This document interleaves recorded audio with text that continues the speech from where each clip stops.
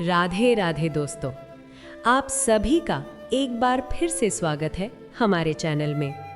भक्तों, क्या आपने कभी सोचा है कि एक ऐसा व्रत भी है जो जीवन के सबसे बड़े पापों को भी मिटा सकता है और आपको राजा से भी ज्यादा सुख संपत्ति दे सकता है? जी हाँ, आज हम बात करने वाले हैं वरुथिनी एकादशी की, एक ऐसी पवित्र तिथि जिसका महत्व स्वयं भगवान श्री हरि विष्णु ने बताया है। अगर आप जीवन में दुख, कष्ट, आर्थिक परेशानी या मानसिक तनाव से जूझ रहे हैं तो इस कथा को अंत तक जरूर सुनिए, क्योंकि हो सकता है यही आपके जीवन को बदल दे। इस एकादशी को सबसे शुभ और फलदायी माना गया है। मान्यता के अनुसार वरुथिनी एकादशी व्रत करने से व्यक्ति के सारे पापों का नाश होता है और उसे सौभाग्य की प्राप्ति होती है। हिंदू धर्मशास्त्रों के अनुसार जो व्यक्ति वरुथिनी एकादशी का व्रत पूरे मन और श्रद्धा से करता है उसे विष्णु लोक की प्राप्ति होती है। पूरे विधि विधान से वरुथिनी एकादशी करने वाले व्यक्ति के सारे पाप नष्ट हो जाते हैं। आइए सुनते हैं वरुथिनी एकादशी की व्रत कथा। प्राचीन काल में सुवाहु नाम का एक राजा नर्मदा नदी के तट पर राज करता था। वो अत्यंत दानी और तपस्वी था। राजा हमेशा धार्मिक कार्यों और पूजा पाठ में लीन रहता था। एक बार जब राजा वन में तपस्या में लीन था, तभी न जाने किस ओर से एक जंगली भालू आया और राजा के ऊपर आक्रमण कर दिया। वो भालू राजा के पैर को चबाने लगा। राजा की आंखों में तनिक भी डर नहीं था।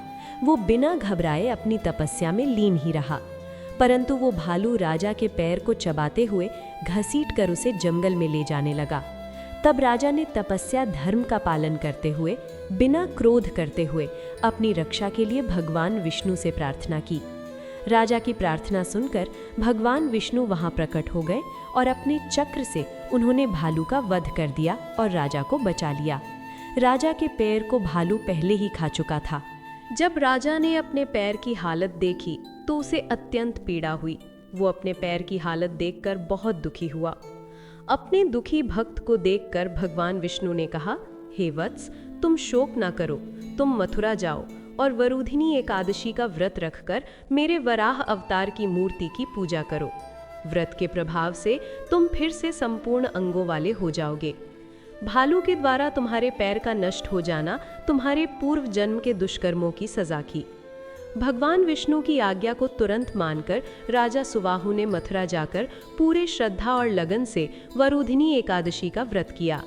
व्रत के प्रभाव से शीघ्र ही राजा पुनः संपूर्ण अंगों वाला और सुंदर हो गया। तो ये थी वरुधिनी एकादशी की व्रत कथा। वरुधिनी एकादशी के दिन सुबह जल्दी उठकर स्नान करके स्वच्छ वस्त्र धारण करें। इसके बाद भगवान विष्णु की प्रतिमा को स्नान कराएं, उन्हें साफ सुथरे वस्त्र पहनाएं।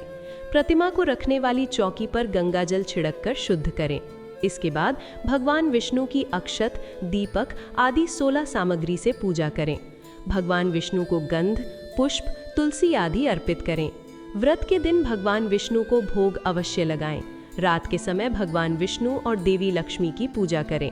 हिंदू मान्यताओं के अनुसार पीपल के पेड़ में भगवान विष्णु का वास होता है, इसलिए वरुधिनी एकादशी के दिन पीपल के पेड़ पर जल चढ़ाना बहुत शुभ माना जाता है। वरुधिनी एकादशी के दिन भगवान विष्णु को पीले फल, पीले रंग की मिठाई का भोग लगाना भी बहुत शुभ होता है। एकादशी के दिन भगवान विष्णु के साथ माँ लक्ष्मी की पूजा करने से घर में सुख, समृद्धि और धन का आगमन होता है। जो भी व्यक्ति वरुधिनी एकादशी का व्रत पूरे मन और श्रद्धा से करता है उसे मोक्ष की प्राप्ति होती है। तो ये थी आज की कथा। आपको ये कथा कैसी लगी कमेंट करके ज़रूर बताएं और साथ ही हमारा चैनल कलयुग भजन मार्ग को सब्सक्राइब करना न भूलें। धन्यवाद।